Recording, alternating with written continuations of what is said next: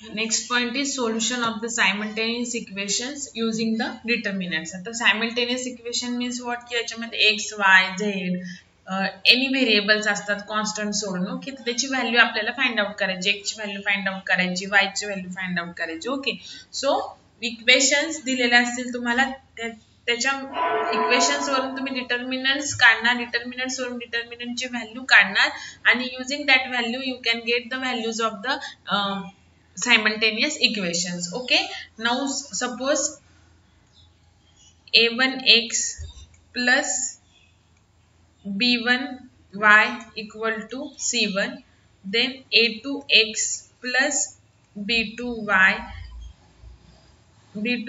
is equal to c2. Suppose हे दोन simultaneous equations आहेत, तर तुम्हाला डिटर्मिनंट 3 लिहायचे बघा.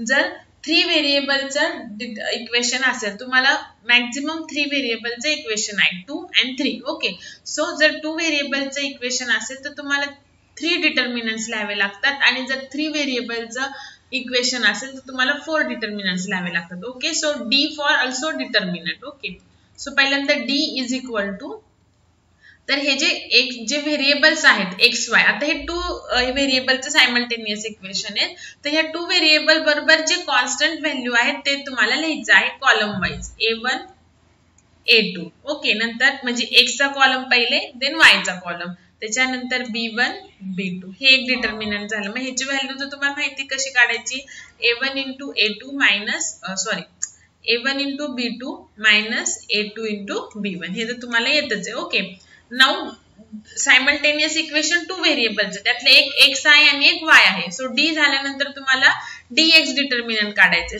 ठीक आहे, आता जेव्हा तुम्ही x काढताय तेव्हा x चा फर्स्ट कॉलम असतो आणि हा सेकंड y चा असतो. ओके, आणि जर थर्ड व्हेरिएबल असेल तर थर्ड कॉलम थर्ड व्हेरिएबलचा. ओके, सो हा जो तुम्ही आता dx काढताय, डिटर्मिनंट ऑफ x काढताय, तेव्हा तुम्ही x चा कॉलम रिप्लेस करायचा by this constant value equal to च्या राईट हँड साइडला जे आहे त्या व्हॅल्यूने. सो इथे आलं c1 c2.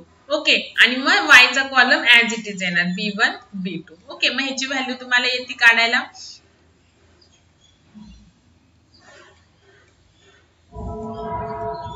c1 into b2 minus c2 into b1. Okay, हे झालं.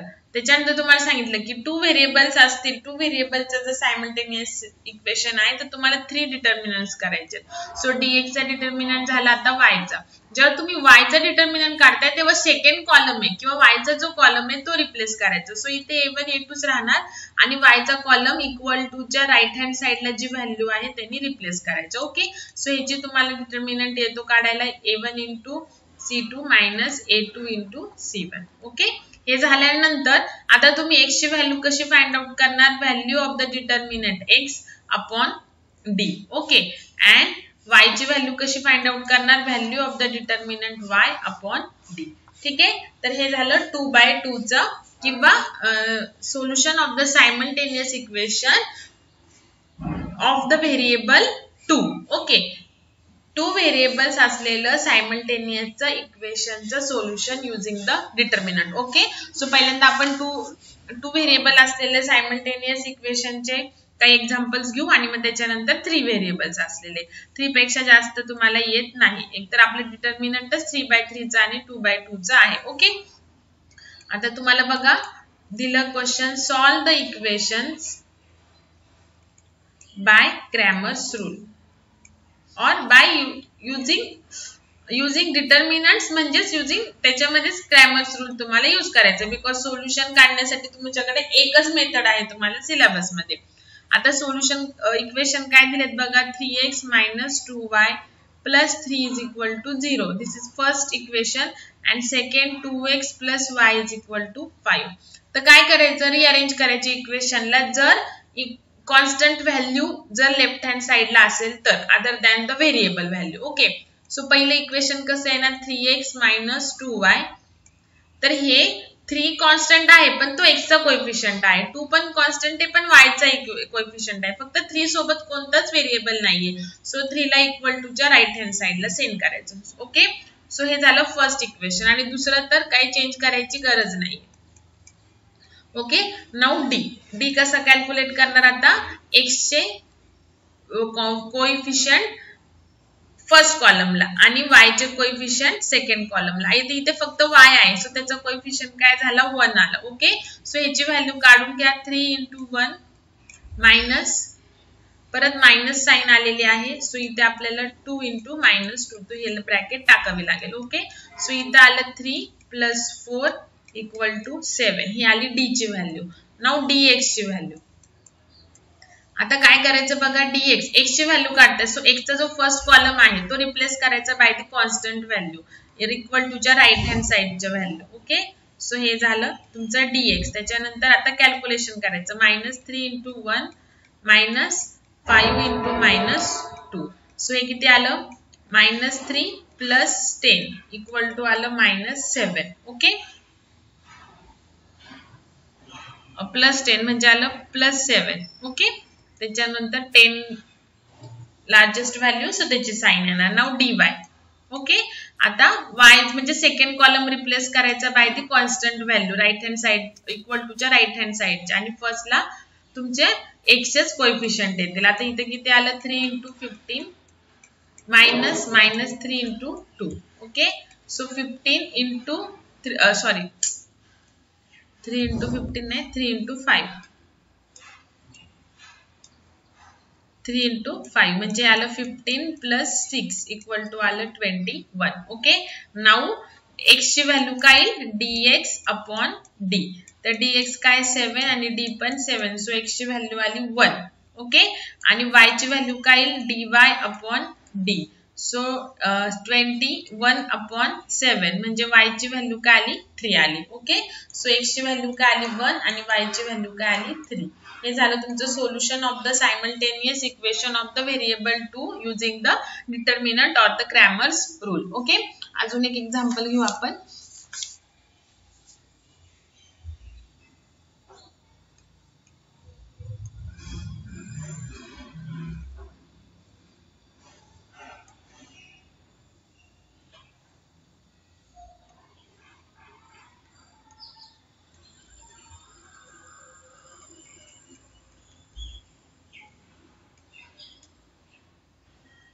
नेक्स्ट एक्झाम्पल आता 2x + 3y + 1 = 0 and 3x - 2y - 5 = 0. So first rearrange करा.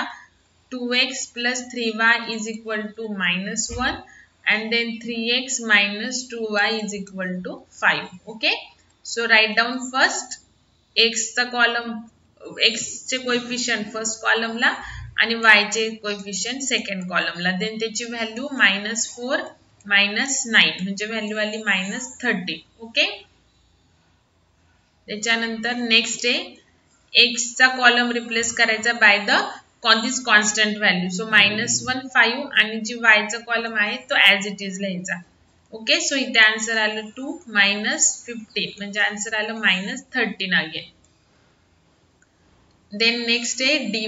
सेकंड कॉलम रिप्लेस करायचा इक्वल टू च्या राईट हँड साइडला ज्या व्हॅल्यूज आहेत ते -1 and 5 आणि फर्स्ट x चे कोएफिशियंट ॲज इट इज.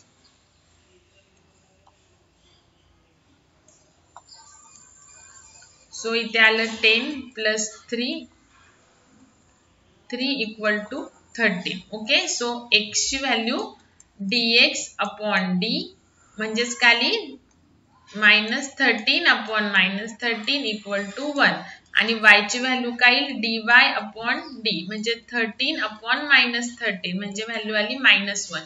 मग x ची व्हॅल्यू काय आली 1 आणि y ची व्हॅल्यू काय आली -1. हे झालं solution of the simultaneous equation. Okay, using determinants. Now आता 2 व्हेरिएबलचंच इक्वेशन, फक्त थोडंसं वेगळ्या टाईपचं इक्वेशन आहे.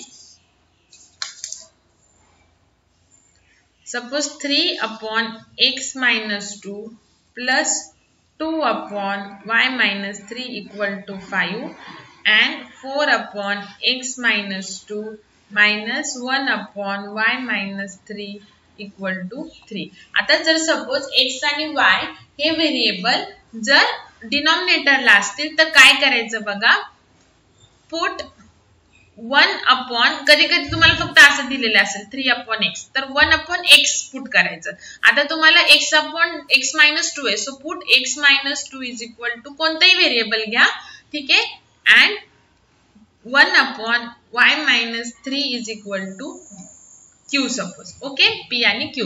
सो आपल्याला इक्वेशन कसं मिळेल 3p plus 2q equal to 5. Okay, आणि सेकंड इक्वेशन काय मिळेल 4p minus 2q equal to 3. Okay, now d calculate करायचं आधी.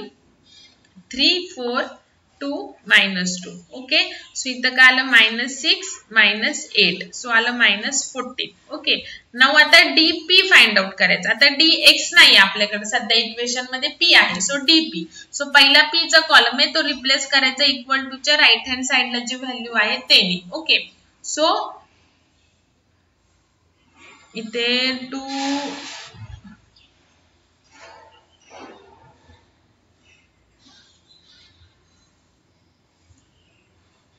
3 4 आणि इथं 1/, आहे ना, इथं 1 आहे ना, सो इथं फक्त q येणार. सो इथे 1 आलं. सो इथे किती आलं मायनस, इथे फक्त इथे बघा आपण 4p लिहिलं इथे, आणि इथं कोएफिशिएंट वरती 1च आहे ना, सो तिथे 1च येणार आहे. सो इथं आलं -3 -6 म्हणजे आलं 4 2 8, म्हणजे इथे आलं -11. ओके, नाउ बघा 5 3 पहिला रिप्लेस केला इक्वल टू च्या राइट हँड साइडला आणि सेकंड ऍज इट इज लिहिला. ओके, 2 -1 आता व्यवस्थित लक्ष ठेवा. सो इथे पण आलं -11. Okay, now dq. So dq काय सेकंड कॉलम रिप्लेस करायचा 5 आणि 3 ने. ओके, आणि जो पहिला कॉलम आहे तो येईल तुमच्या p चे कोएफिशिएंट, सो 3 आणि 4. सो हे किती आले -11 आले. ओके, नाउ आता p ची व्हॅल्यू फाइंड आउट करणार आपण dp अपॉन d, म्हणजे -11 अपॉन -11 म्हणजे 1, p ची व्हॅल्यू आली. देन q ची काय येणार dq अपॉन q, तर -11 अपॉन -11 अगेन, सो ह्याची पण व्हॅल्यू आली 1. ओके, नाउ आता हे क्वेश्चन रफ करते, तो आधी लिहून घ्या. इझी बघा. आता आपल्याला मेन द x आणि y चेच व्हॅल्यू काढायच्यात. ओके, सो आपण जे पुट केलेलं आहे ते इक्वेशन परत घ्यायचं. Now 1/x minus 2 is equal to p. Okay, पण p ची व्हॅल्यू काय आलेली आहे 1 आलेली ना, so 1/x minus 2 is equal to p. Okay, so इथे कसं येणार आहे 1 is equal to px, sorry p ची व्हॅल्यू 1 आहे ना,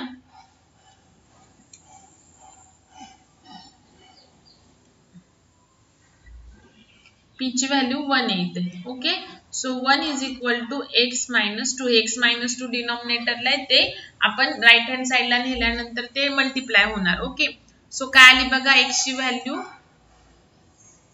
1 प्लस 2 म्हणजे x ची व्हॅल्यू आली 3 आली. ओके, नाउ सेम आता 1/y minus 3 is equal to काय आहे q आहे, आणि q ची व्हॅल्यू पण 1च आलेली आहे. ओके, सो इथे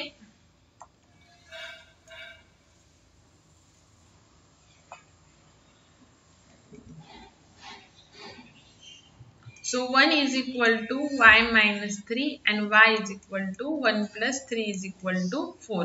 So x ची व्हॅल्यू आली 3 आणि y ची व्हॅल्यू आली 4. ठीक आहे, तर हे झालं एक एक्झाम्पल. आता अजून एका टाइपचे एक्झाम्पल देते, म्हणजे सेमच आहे जे आता बघितलं ते, फक्त ते कसं सॉल्व्ह करायचं सांगते तुम्हाला.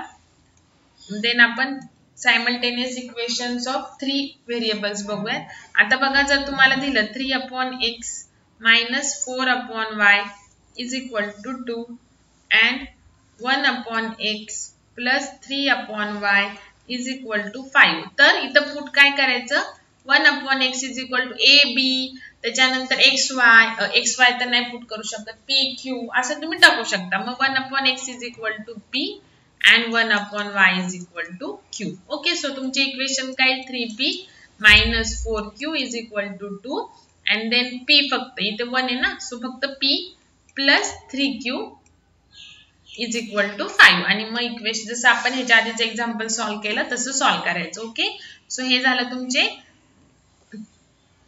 solution of the simultaneous equation of the two variable using the Cramer's rule or using the determinant. Now the three variables equation. Okay, suppose equation आहेत बघा a1x plus b1y is equal to c1z is equal to d1.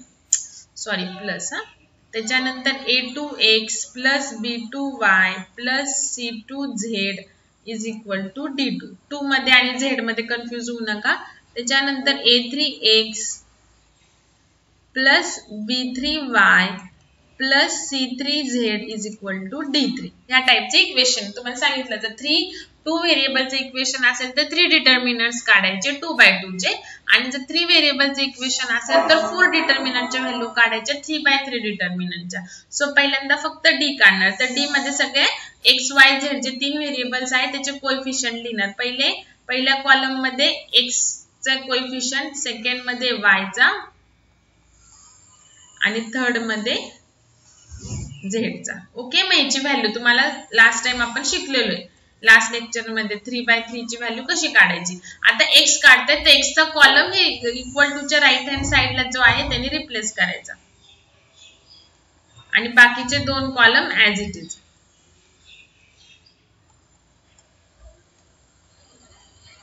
Okay, त्याच्यानंतर dy y चा second column replace करायचो. So पहिला as it is येणार ह्या d सारखाच. Okay, आणि हा सेकंड कॉलम रिप्लेस होईल d1 d2 d3 आणि थर्ड कॉलम पण ऍज इट इज. त्याच्यानंतर dz again first two as it is कारण की z व्हेरिएबलचा थर्ड कॉलम आहे किंवा थर्ड व्हेरिएबलचा थर्ड कॉलम आहे तर तो फक्त कॉन्स्टंट व्हॅल्यूनी रिप्लेस करायचा. b1 b2 b3 आणि इथे येईल तुमचं मग d1 d2 आणि d3. Okay, so obviously x ची व्हॅल्यू तुम्ही dx अपॉन d नी फाइंड आउट करणार, y ची व्हॅल्यू dy अपॉन d आणि z ची value dz upon d. Okay, तर हे झालं तुमचं मेन फॉर्म्युलेज. आता आपण एक्झाम्पल्स घेऊयात. इक्वेशन बघा x plus y plus z minus 6 is equal to 0. Okay, second 2x plus y minus 2z plus 2 equal to 0. Then x plus y minus 3z plus 6 equal to 0. Again इथे बघा सगळ्या equation मध्ये constant value left hand साइडला, so ती right hand साइडला करायची आहे. So आपलं इक्वेशन कसं येईल x plus y plus z is equal to 6. Then 2x plus y minus 2z is equal to minus 2. Okay, त्याच्यानंतर x plus y minus 3z is equal to minus 6. Okay, so आता d find out करा. 1 ह्याचं coefficient 1 आहे बघा, नंतर 2 परत 1, त्याच्यानंतर 1 1 1. Okay, आणि त्याच्यानंतर 1 -2 -3. ओके, सो ह्याला सॉल्व करा. आता आपण बघितलं आहे 1 -3 -3 डायरेक्ट सॉल्व करायची सवय लावायची आहे. प्लस इथं 2 येईल, त्याच्यानंतर -1 हा घेतोय आता आपण मिडल घेतोय. सो 2 × -3 -6 आणि +2, त्याच्यानंतर परत +1 2 -1. प्रॅक्टिस करा म्हणजे तुम्हाला कळेल. -1 काल आपण एक्सप्लेन ऑलरेडी केलेलं आहे.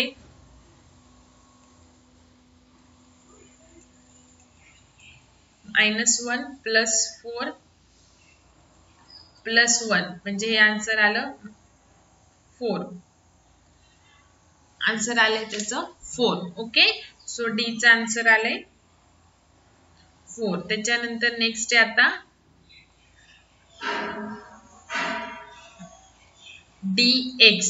तर dx मध्ये फर्स्ट कॉलम फक्त चेंज करायचा by this values. Okay, so 6 -2 आणि -6 आणि बाकीचे b आणि c सेम लिहायचं. सो 1 1 1 सॉरी b y चा कॉलम आणि z चा कॉलम सेम लिहायचा. 1 -2 -3. ओके, सो इथे आलं 6 × -3 प्लस 2 मायनस 1 इंटू 12 ओके त्याच्यानंतर plus 1 into minus 2 plus 6 so answer dx चा आन्सर येईल बघा 6 into minus 1 into minus 6 plus 1 into 4 so याचा आन्सर येईल -6 plus 6 plus 4 so 10 minus 6 4 so dx चा आन्सर पण काय आलं 4 आलं ओके नाउ dy म्हणजे फक्त सेकंड कॉलम चेंज करायचा 6 -2 -6 बाकी हा फर्स्ट आणि थर्ड सेम लिहायचा 1 2 1 1 -2 -3 ओके सो आता ह्याला आन्सर 1 इंटू याचं काय येईल आता -6 -12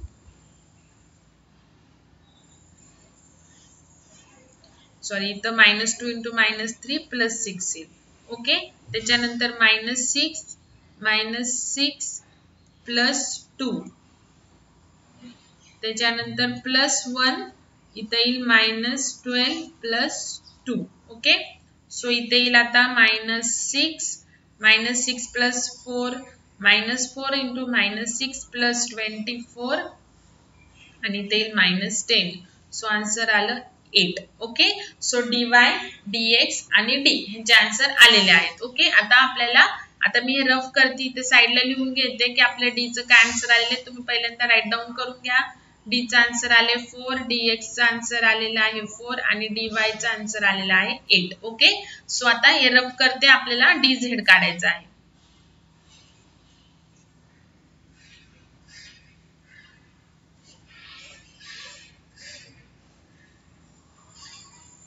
dz म्हणजे पहिले दोन सेम राहतील फक्त हा थर्ड कॉलम चेंज होईल ओके सो dz फक्त आता इथे 1 6 -2 आणि -6 ही व्हॅल्यू z जे कॉन्स्टंट आहे इक्वल टू च्या राइट हँड साइडला ती व्हॅल्यू ओके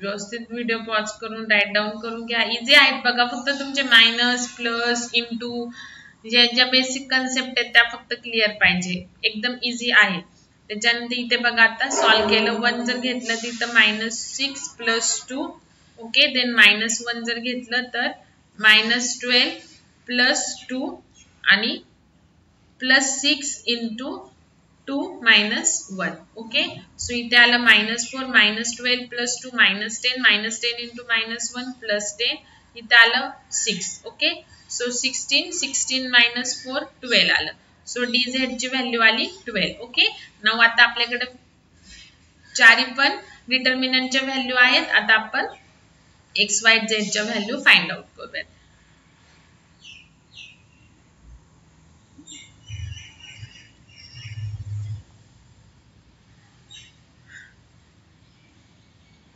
बघा आता x ची व्हॅल्यू काय dx अपॉन d तर dx ची व्हॅल्यू 4 आहे आणि d ची पण 4 आहे सो x ची व्हॅल्यू आली 1 त्याच्यानंतर y ची व्हॅल्यू dy अपॉन d तर dy ची व्हॅल्यू काय आलेली आहे 8 आणि d ची व्हॅल्यू 4 सो y ची व्हॅल्यू आली 2 त्याच्यानंतर dz अपॉन d dz ची व्हॅल्यू आली 12 आणि d ची व्हॅल्यू 4 सो आन्सर आलं 3 सो x ची व्हॅल्यू 1 y ची व्हॅल्यू 2 आणि z ची व्हॅल्यू 3 ठीक आहे तर हे झाले तुमचे आन्सर्स x y z चं सोल्युशन ठीक आहे नाउ नेक्स्ट एक्झाम्पल आता नेक्स्ट टाइपचं एक्झाम्पल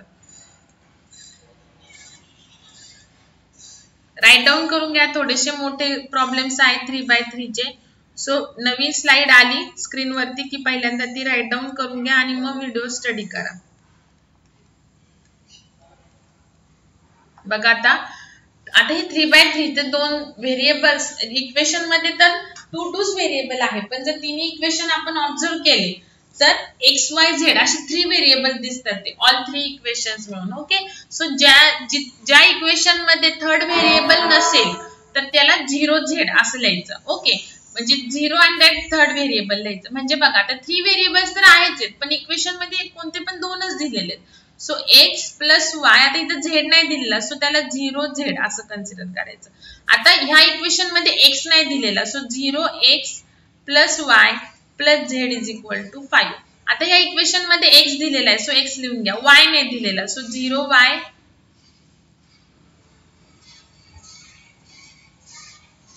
इथे आलं 0y प्लस झेड दिलेला आहे इक्वल टू 4 असं कन्सिडर करायचं. नाव डी ची व्हॅल्यू काय येणार आता इथे बघा 1 0 आणि 1.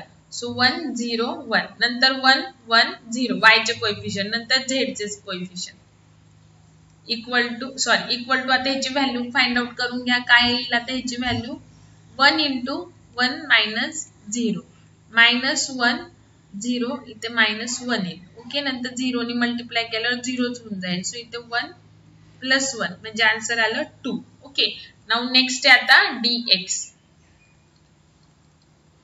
तर फर्स्ट कॉलम फक्त इथे येईल. फर्स्ट कॉलम रिप्लेस होईल बाय द कॉन्स्टंट आणि बाकीचे दोन कॉलम जे इथे आहेत तेच येतील. 1 1 0 0 1 1. ओके याला सॉल्व करायचं आहे 3 1 minus 0 minus 1 5 minus 4 आणि इथे 0 ने मल्टिप्लाय केल्यावर 0च राहील. सो थर्ड टर्म लिहायची गरज नाही. इथे आलं 1 1 minus 1 minus 1 म्हणजे याचा आन्सर आलं 2.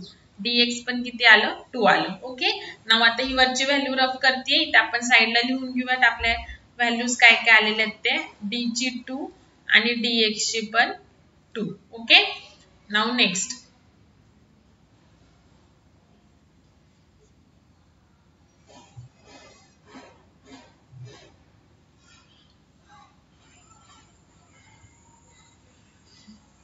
आता dy. तर dy ची हा फर्स्ट कॉलम सेम येईल, फक्त जो सेकंड कॉलम आहे तो चेंज होईल 3 5 4 आणि बाकी थर्ड कॉलम पण सेम येईल. ओके सो 1 नी मल्टिप्लाय केला तर इथे आलं 5 minus 4 देन -3 ने केल्यावर हे 0 -1 राहील आणि थर्ड टर्म तर येणार नाही बिकॉज 0 ने मल्टिप्लाय होते. सो इथे आलं 1 प्लस 3 ह्याचा आन्सर आलं 4. सो dy चा आन्सर आलं 4. आता आपण dz काढू. dz म्हणजे फक्त थर्ड कॉलम चेंज होईल.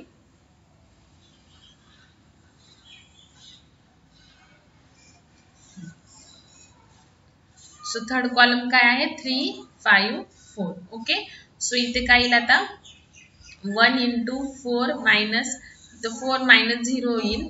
त्याच्यानंतर -1 into 0 इथं -5 येईल आणि +3 into -1 येईल. कॅल्क्युलेशन करून बघा एकदम इझी आहे. जर नाहीच कळालं तर मला सांगा पण इझी आहे. आता हे तुम्ही डायरेक्टच करायचं आहे बिकॉज जर तुम्ही ह्याला 1 by 1 स्टेपनी करत गेले तर तिथे तुम्हाला 2 मिनिटं सॉल्व करायला लागतील, तिथे तुम्हाला 5 मिनिट्स राहतील. मग तुमचे बाकीचे जे प्रॉब्लेम्स आहेत ते सॉल्व करायचे राहून जातील. ओके सो प्रॅक्टिस करा भरपूर, बरोबर तुम्हाला मग डायरेक्ट लिहायची सवय लागेल. देन 9 - 3 म्हणजेच काय 6. ओके सो dz ची व्हॅल्यू काय आली 6 आली. dy ची व्हॅल्यू आली 4 आणि dz ची व्हॅल्यू आली 6. ओके नाउ आपण कॅल्क्युलेट करू x y z च्या व्हॅल्यू. बघा आपले दोन टाइपचे झालेत. एकतर काय तिन्ही पण व्हेरिएबल्स दिलेले असतील इक्वेशन मध्ये, इच इक्वेशन मध्ये. दुसरं काय आहे की एनी 2 व्हेरिएबल्स दिलेले असतील, मग जो थर्ड व्हेरिएबल दिलेला नाहीये तो ऍड करायचा with the coefficient 0. Okay then बाकीचे steps as it is. Now next आता x equal to dx upon d, y equal to dy upon d and z is equal to dz upon d. So dx ची value 2, d ची value पण 2. So x ची value आली 1, dy ची value 4, d ची value 2. So इथे आलं 2 आणि इथे 6 upon 2 equal to 3. सो परत x y z च्या व्हॅल्यू काय आल्या 1 2 3 आल्या. ठीक आहे तर हे झालं तुमचं नेक्स्ट टाइपचं एक्झाम्पल. आता अजून एक टाइपचं एक्झाम्पल घेऊयात आपण.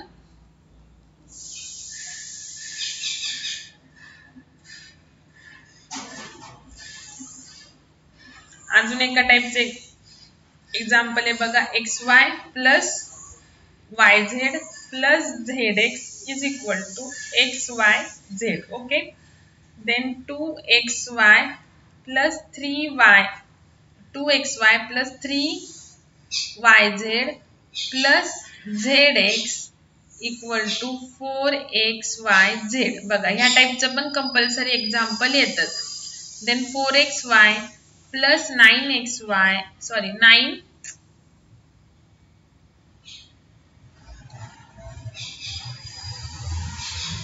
9yz plus zx equal to 16xyz.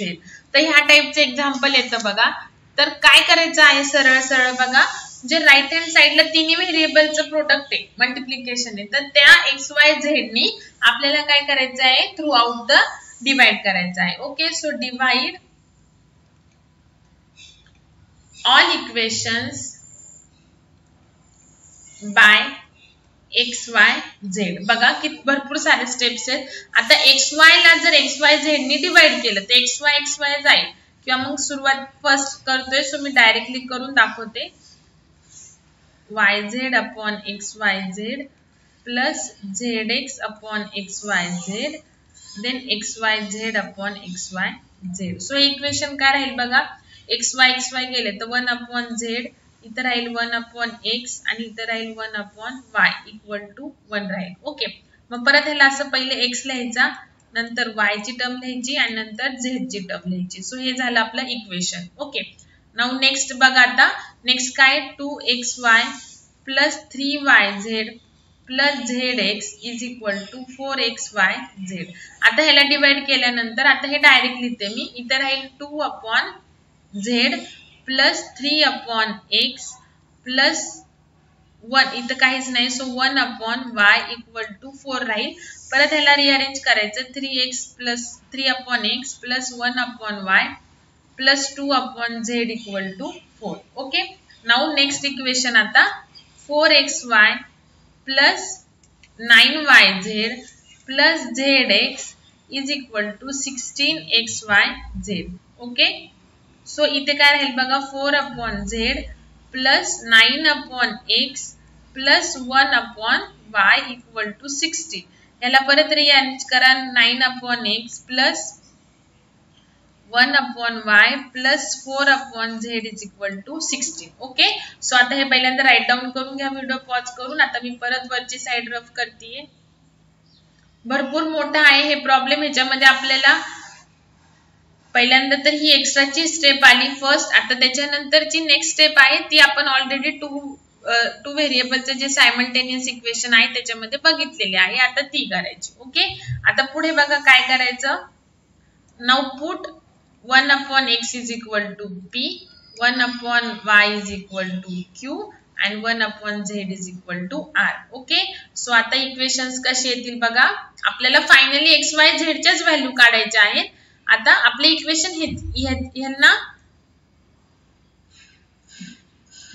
आता बघा काय करायचं आहे, 1 ह्याला 2 आणि ह्याला 3 in equation 1 2 and 3. Okay, so आता आपल्याला काय,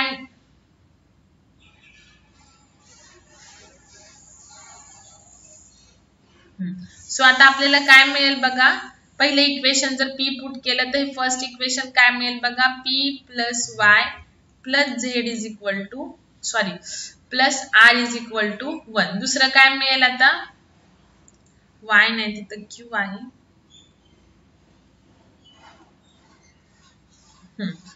दुसरं हे सेकंड इक्वेशन काय मिळेल बघा, 3p plus q plus 2r is equal to 4. आणि थर्ड इक्वेशन काय मिळेल बघा, 9p plus q plus 4r is equal to 16. Okay, now आता नेक्स्ट स्टेप परत काय करणार, आता हे आधी लिहून द्या. आता हे सेम आपण जसं सॉल्व करायचं तसं, मग आता आपल्याला PQR आहे, सो आपल्याला 3 व्हेरिएबलचे इक्वेशन आहे, सो आपल्याला टोटल 4 डिटर्मिनंट्स काढायचे. मी फक्त डिटर्मिनंट्स लिहून घेते.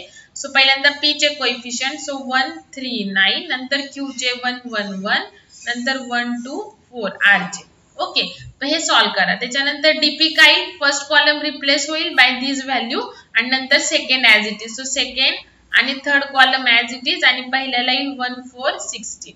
सो ह्याला सॉल्व करायचं म्हणजे तुम्हाला नंतर DQ ला फक्त सेकंड कॉलम चेंज होईल हा बाय 1 4 6 बाकीचे 1 3 9 एक P चं आणि R चं ऍज इट इज 1 2 4 ओके.